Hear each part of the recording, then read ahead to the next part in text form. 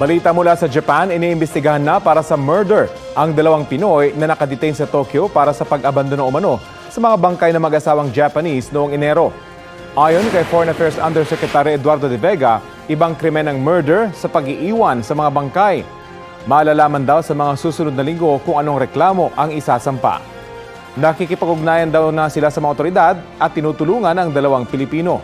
Sa ulat ng Kyodo News noong Enero, inamin ng lalaking inaresto na hindi niya iniulat ang tungkol sa nakitang bangkay.